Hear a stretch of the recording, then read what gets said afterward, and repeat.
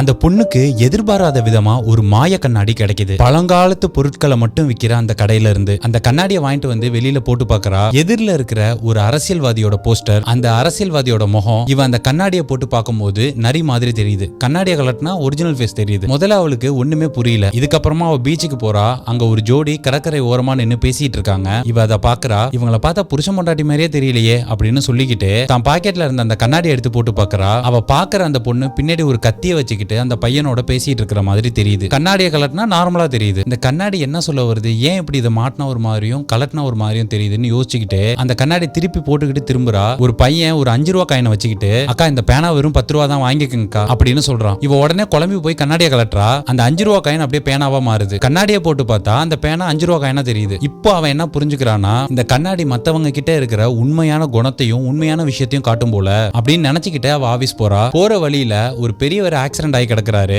அத கூட்டமா எல்லாரும் சுத்தி நின்னு வேடிக்கை பாக்குறாங்க. இப்ப வண்டியை நிப்பாட்டிட்டு அவ பாக்கெட்ல இருந்த அந்த கண்ணாடி எடுத்து போட்டு அந்த கூட்டத்தை பாக்குறா. அவங்க எல்லாம் அந்த விபத்தை ரசிச்சு பாத்துட்டு இருக்காங்க. சில பேர் செல்ஃபி எடுக்கிறாங்க, சில பேர் வீடியோ எடுக்கிறாங்க, சில பேர் ரசிச்சு வேடிக்கை பாக்குறாங்க. கண்ணாடியை கலட்டினா மூஞ்சி சோகமா பாத்துட்டு இருக்கிற மாதிரி தெரியுது. என்ன மனுஷங்க இவங்க, ஒரு பெரியவர் ஆக்சிடென்ட் ஆகி கிடக்குறாரு, ஓடி போய் தூக்காம இப்படி ரசிச்சு பாத்துட்டு இருக்காங்க. இவங்க எல்லாம் மனுஷங்களா இல்ல மிருகங்களா அப்படின்னு மனசுக்குள்ள நினைச்சுக்கிறா.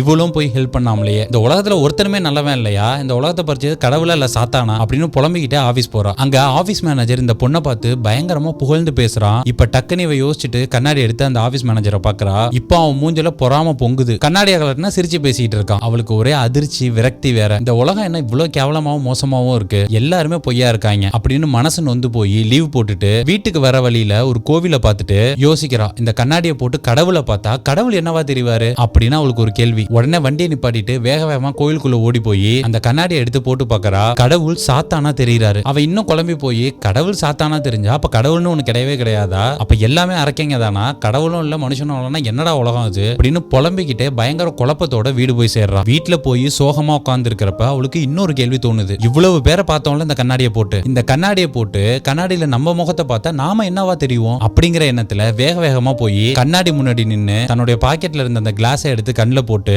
இப்போ கண்ணாடியை பாக்குறா. அந்த முகம் பாக்குற கண்ணாடியில இவ ஒரு ஜட்ஜு மாதிரி தெரியுறா. அப்பதான் இவளுக்கு ஒரு விஷயம் புரியுது. இந்த கண்ணாடி மத்தவங்களோட உண்மையான முகத்தை காட்டல, நம்ம ஆள் மனசுல என்ன நினைக்கிறோமோ நம்மளுடைய எண்ணத்தை தான் இது பிரதிபலிச்சிருக்கு. நாம எப்ப பார்த்தாலும் மத்தவங்களை ஜட்ஜ் பண்ணிக்கிட்டே இருந்திருக்கோம், கடவுளையே கூட ஜட்ஜ் பண்ணிருக்கோம், அதை தான் இந்த கண்ணாடியும் காமிச்சிருக்கு அப்படிங்கறத உணர்றா. இப்போ அந்த கண்ணாடி அவ கையில இருந்து கீழே தவறி விழுந்து உடையுது. அவளுடைய மனசும் உடைஞ்சு சமநிலைக்கு வருது. நாம இந்த உலகத்தை என்ன கண்ணோட்டத்தோட பாக்குறோமோ அதுதான் நம்முடைய உண்மையான முகம். நாம நினைக்கிறது மத்தவங்க கிடையாது, நாம நினைக்கிறது தான் நாம. இந்த வார்த்தையை நாம கொஞ்சம் டீப்பா யோசிச்சோம்னா நமக்கே புரியும்.